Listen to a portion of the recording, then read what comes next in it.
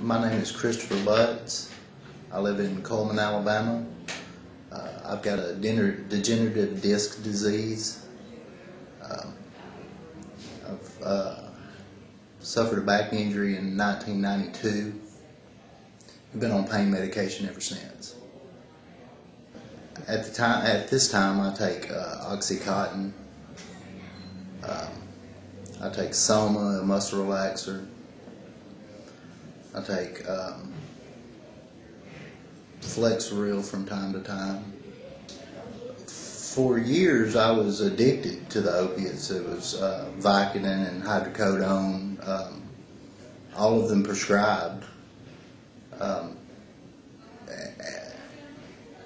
it leaves you in a zombie state with everybody else around you going through their life, and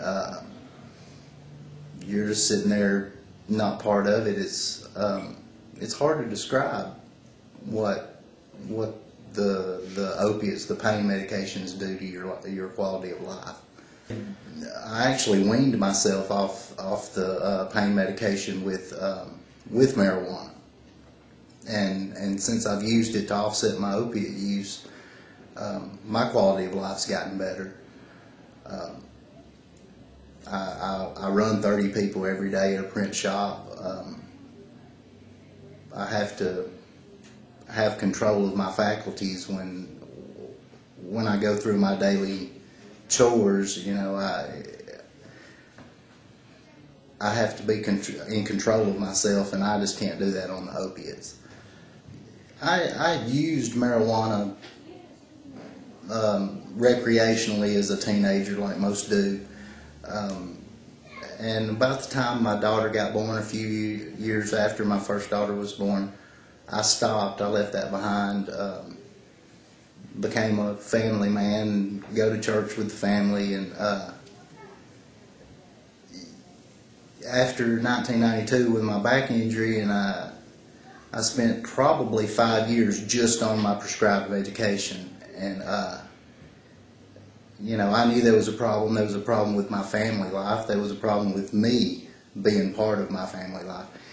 And I had to do something. So I picked up the marijuana and used it to wean myself back off the opiates. And it's helped me tremendously. I'm probably one of the fortunate ones when it comes to getting marijuana. I don't... Where I live, there aren't a lot of bad neighborhoods.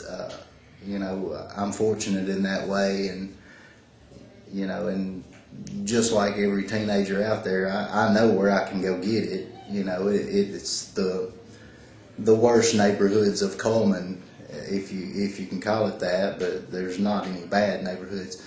So I don't really see the violence that they see in the bigger cities, where they have to go to some dark street corner and deal with somebody they don't know. In my situation, I can usually get in touch with a friend who can help me out. The fact that it's illegal and the strict policies here in Alabama are really bother me. You know, I've got a family to support. I've got a wife, and you know, a house and a job, and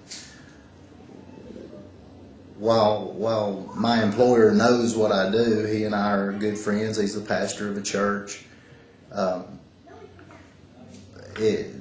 Getting arrested and thrown in jail for something that benefits my health,